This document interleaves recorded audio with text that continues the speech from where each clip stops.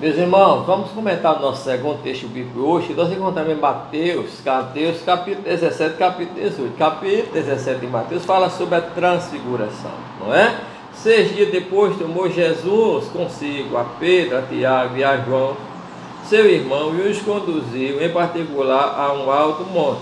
Transfigurou-se diante dele o seu rosto resplandeceu como o sol, e as suas vestes tornaram-se brancas como a luz. E eis que lhes apareceram Moisés e Elias falando com ele.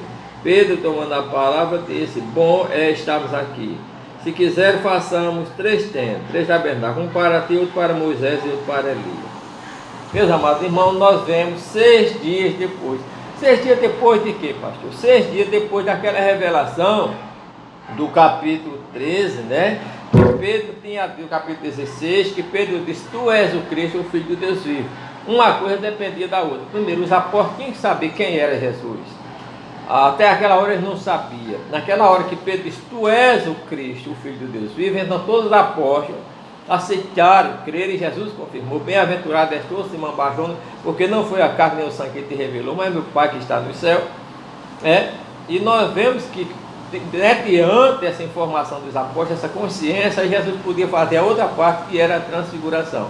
Então Jesus, 6 dias depois, levou eles para o monte, transfigurou-se diante dele, o seu rosto se tornou resplandecente, seus vestidos também, e uma luz luminosa chegou ali. Nós vemos de sorte que Pedro, maravilhoso, Tiago, Pedro e João, quando Pedro viu aquilo, Pedro disse: Senhor, bom é estarmos aqui. Irmão, bom é o lugar que você está, a posição que você está em Cristo Jesus. Você está em Cristo. O lugar onde Cristo está é bom demais. Então Pedro não queria nem sair. Pedro disse: se tu queres, Senhor, nós vamos fazer aqui 3 tendas. Nós vamos fazer um tabernáculo para ti, nós vamos fazer um para Moisés, vamos fazer um para Elias. Ora, Elias representando os profetas, não é? E Moisés representando os patriarcas, a lei. Então, meus amados irmãos, aí sai uma voz luminosa que diz: este é o meu filho amado, em quem me compraz, a este ouvi. E a partir daí, quando Pedro olhou, Pedro viu que só estava ele Jesus. Então nós vemos que o próprio Jesus proibiu a Pedro que não dissesse aquilo a ninguém, porque só depois que ele ressuscitasse. Nós vamos ver lá no livro de Pedro, onde ele diz: nós somos conscientes, porque nós estávamos com ele no Monte Santo, e nós vemos a voz que ele foi dito: este é o meu filho amado, e temos certeza que esse é verdadeiramente o Filho de Deus. Nós vamos ver que esse evento não foi um evento simples, foi um evento que marcou a vida dos apóstolos. Quando Pedro escreveu, repito, Pedro disse: nós temos certeza, porque nós estávamos com ele no Monte Santo, a gente viu a transfiguração, e a gente viu a voz que dizia: este é o meu filho amado, em quem me compraz. Então, irmão, tem coisa que Deus revela que é por resto da vida. Aqueles apóstolos têm que dar continuidade ao ministério, né? A pregação da palavra. Então, meus amados irmãos, bom é estarmos aqui. Se nós olharmos mais um pouquinho na frente, nós vemos que quando Jesus desceu do monte, nós vamos ver que os apóstolos que ficaram, os outros, estavam apertados, porque trouxeram um lunático para eles expulsar o demônio daquele lunático. Eles tentaram expulsar, mas não puderam. Então o povo já estava apertando os discípulos. Quando Jesus chegou, Jesus disse: por que vocês se contentam com meus discípulos? É porque a gente trouxe o nosso filho, que é lunático, e ele não conseguiu expulsar. Jesus disse: só geração perversa, até quando estarei convosco, até quando sofrerei? Trazer o menino. Trouxeram o menino, Jesus expulsou o menino, o demônio do menino, diga. E quando Jesus expulsou, os apóstolos disseram: por que a gente não pode expulsar? Jesus disse: por causa estavam com pouca fé. Porque na verdade eu vou dizer: se você tivesse fé, você diria esse monte, sai daqui, transporta para o meio de um aí, nada, e isso aconteceria, né? Mas essa casta de demônio não se expulsa senão com jejum e oração. Então, meus amados irmãos, crente que não ora, crente que não jejua, tem menos poder para expulsar demônios. Essa é a regra, crente revestido, vivedor da palavra, que ora e que jejua.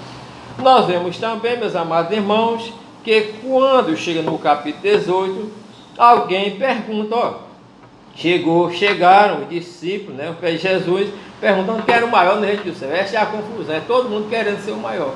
Daí Jesus tomou um menino e disse a eles que qualquer se tornasse humilde, simples como aquelas crianças, esse seria o maior do reino de Deus. Noutra parte, Jesus disse: qualquer que for servo de todos, assim como eu, que sou filho de Deus, mas vim para servir, esse será o maior. Então o maior é aquele que serve mais, é aquele que agrada mais, é aquele que ajuda mais seu irmão. Este é o maior, compreende mais e perdoa mais.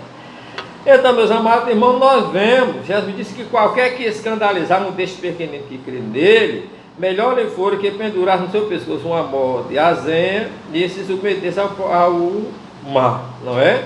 Ele sai do mundo por causa desse escândalo. O escândalo entre os crentes, entre o povo de Deus.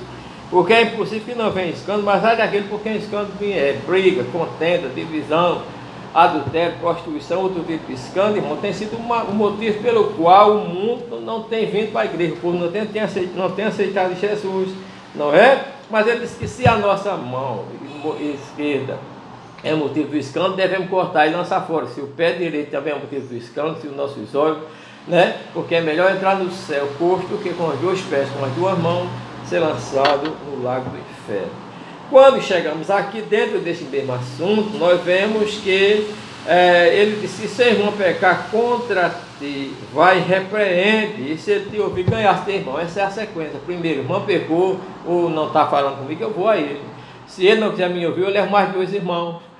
Se ele não quiser ouvir a mim e mais dois irmãos, eu chamo o pastor da igreja, conto a história, eu chamo ele para reunir o povo para esse irmão me perdoar dentro da igreja. E se ele não me perdoar diante da igreja, então a Bíblia diz que eu devo considerar ele como publicano e pecador. Quer dizer, porque aí eu estou fazendo minha parte para pedir perdão. Agora ele é quem não está perdoando. Então quem é o culpado aí? É aquele que não perdoou.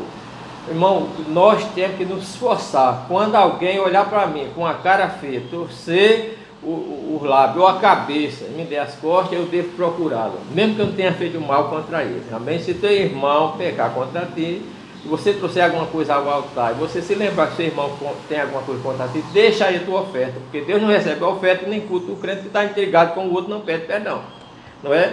Então a oferta dessa pessoa é a oferta de tolo. É melhor deixar a oferta lá, reconciliar, e Deus só vai receber a oferta depois que a gente pedir perdão.